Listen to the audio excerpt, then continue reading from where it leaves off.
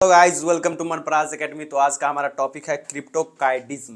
क्रिप्टोकाइटिज्म जो है कि एक तरह से समझिए तो कंजेनाइटल डिसऑर्डर्स है। मतलब जब फीटल जो भी जन्म लेता है उस वक्त जेनाइटल ऑर्गन से रिलेटेड हमारा मतलब एक कंडीशन है जिसमें कि जो हमारा बच्चे का जैसे जन्म होता है आफ्टर 9 मंथ जन्म होता है, तो उसके बाद इस कंडीशन में होता है कि जैसे आमतौर पर एक कंडीशन होता है जिसमें कि ये हमारा देखिए स्कॉटम। सबसे पहले एनाटॉमी थोड़ा समझिए। ये हमारा स्कॉटम है और ये हमारा पेनिस है।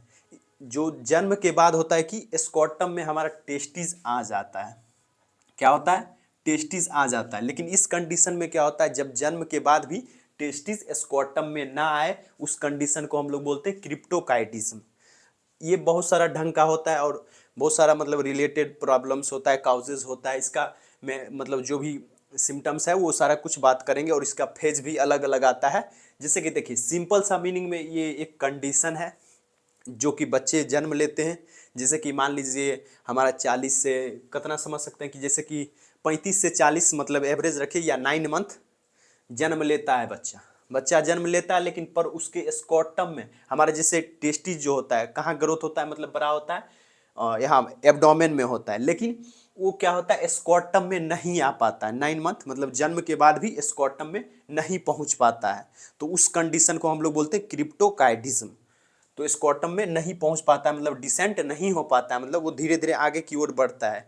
नली होता है उसका, नली के थ्रू आता है स्कॉटम में, लेकिन इस कंडीशन में नहीं पहुंच पाता है स्कॉटम। एक पाउच लाइक स्ट्रक्चर होता है जो कि हमारा ये जैसे नॉर्मल बॉडी हमारा टेम्परेचर होता है कितना 37 डिग्री सेल्सियस होता है, लेकिन इसका जो होगा कितना थोड़ा कम रहेगा 35 35 डिग्री सेल्सियस। ये शरीर से बाहर है और ये कम 2 डिग्री रखता है। क्यों? क्योंकि अगर स्पर्मोटोजेनेसिस हुआ, जैसे कि स्पर्म का बनता है, जो फॉर्मेशन होता है स्पर्म का, वो सही ढंग से हो पाए और 2 डिग्री टेम्परेचर कम रहेगा, तभी स्पर्मोटोजेनेसिस हो पाएगा सही ढंग से। मतलब टेस्टिस के अंदर स्पर्मोटोजेनेसिस हो पाएगा, फॉर्मेशन ऑफ स्पर्म हो सकता है सही से, नहीं तो स्पर्म जो होगा सही से मैच्योर नहीं हो पाएगा।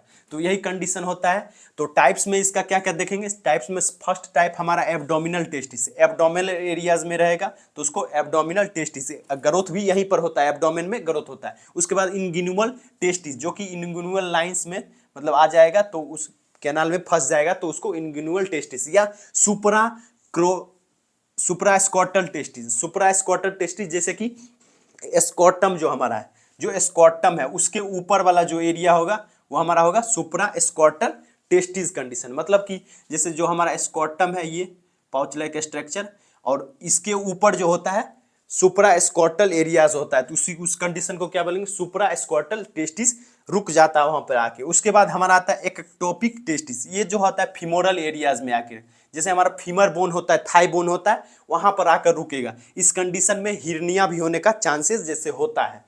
उसके बाद आता है रिट्रैक्टाइल टेस्टिस। रिट्रैक्टाइल टेस्टिस जो होता है, इसमें कोई मतलब कि एक तरह से ये डिसऑर्डर्स नहीं है। इसमें होता है कि जैसे टेस्टिस ऊपर गया, मतलब स्कॉटम से ऊपर गया फिर नीचे आ जाता है, स्कॉटम से टेस्टिस निकल के ऊपर गया फिर नीचे आ जाता है, मतलब ऊपर और नीचे होते रहता है। मतलब आया स्कॉटम में, फिर नीचे ऊपर चला गया, फिर नीचे चला आया, तो इस कंडीशन में उसको बोलते हैं रिट्रैक्टाइल टेस्टिस। ये एक डिसऑर्डर्स नहीं है, एक कंडीशन में होते रहता है ये चीज। उसके बाद असेंडिंग टेस्टिस। असेंडिंग टेस्टिस में होता है कि जैसे टेस्टिस आया लेकिन फिर चला जाता है, तो उस कंडीशन को हम लोग बोलते हैं असेंडिंग टेस्टिस। तो ये हमारा 6 जो है कि टाइप्स है क्रिप्टोकाइटिज्म।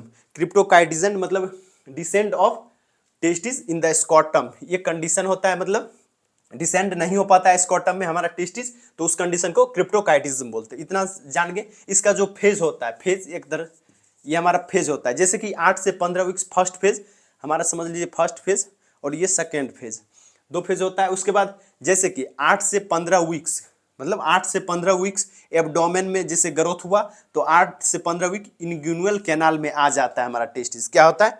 इनग्यूनल कैनाल में आ जाता है। उसके बाद 25 से 35 वीक तक, 25 से 35 वीक तक इनग्यूनल कैनाल से स्कॉटम तक पहुंच जाता है, इनग्यूनल कैनाल में। लास्ट जो होता है 35 से 40 weeks final position in the scrotum हो जाना चाहिए, मतलब स्कॉटम के अंदर आ जाना चाहिए। अगर नहीं आया तो इसका मतलब क्रिप्टोकाइटिज्म मतलब डिसऑर्डर है, जेनेटल डिसऑर्डर है, ये मेल बेबीज में होता है।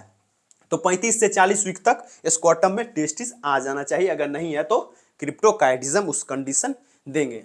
तो ऐसे 25 से 35 वीक तक हमारा इंगिनुअल कैनाल से स्कॉटम आ जाना चाहिए। और इसका जो बनना होता है इसका जो मतलब जैसे स्कॉटम का ये टेस्टिस का ग्रोथ होता है एब्डोमेन के अंदर होता है बेबीज में। उसके बाद हमारा आता है काउजेज क्या क्या हो सकता है। प्री मैच्योरिटी हो सकता है। प्री मैच्योरिटी मतलब प्री मैच्योर बर्थ होता है, जैसे कि सही से मैच्योर नहीं हो पाया, 7th मंथ में ही हो गया, 6th मंथ में ही हो गया, मतलब कि 25 से 35 वीक तक में हो गया, तो उस कंडीशन में भी नहीं सही से आ पाता है, तो प्री मैच्योरिटी भी एक काउजेज हो सकता है। उसके बाद हार्मोनल डिफेक्ट्स, जैसे कि मदर्स में ल्यूटिनाइजिंग हार्मोन्स का किसी भी तरह का डिफेक्ट्स है, या फिर हमारा टेस्टोस्टेरोन का डिफेक्ट्स है बेबीज में, तो उस कंडीशन में भी हो सकता है। मैकेनिकल ऑब्स्ट्रक्शन, मैकेनिकल ऑब्स्ट्रक्शन में जैसे कि हमारा किसी भी तरह का जो डक्ट्स है जिसके थ्रू आ रहा है इंगिनुअल कैनाल्स है, उसी में किसी भी तरह का ऑब्स्ट्रक्शन आया, रुकावट आया, तो मैकेनिकल ऑब्स्ट्रक्शन की वजह से भी रुक सकता है वहाँ पर टेस्टिस। लो बर्थ वेट के कारण भी हो सकता है। लो बर्थ मतलब जो बच्चे का सही से मैच्योरिटी हुआ, जो उसका ग्रोथ हुआ नहीं हो पाया, उसके कारण से भी होता है। अब इसको इस कंडीशन को मतलब जानने के लिए आप लोग फिजिकल एग्जामिनेशन करवा सकते, फिजिकल एग्जाम जिससे कि स्कॉटम को टच करके फील कर सकते हो। उसके बाद इसमें सिम्टम्स जो है कि बहुत सारा देख सकता है। इन पीटी स्कॉटम मतलब स्कॉटम में टेस्टिस रहेगा ही नहीं, और भी सारा जो हार्मोनल्स डिफेक्ट्स देखने को मिलेगा।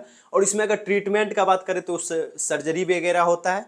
सर्जरी ज़्यादातर 1 मंथ बेबीज़ के 1 मंथ तक नहीं आता है बाद तक, तो सर्जरी हो जाता है। और अगर मान लीजिए स्कॉटम में टेस्टिस नहीं आया तो सर्जरी होता है। उसके बाद अगर चेक करने की डायग्नोसिस की बात करें तो MRI CT स्कैन ये सब करवा सकते हैं, और फिजिकल एग्जामिनेशन जो भी है।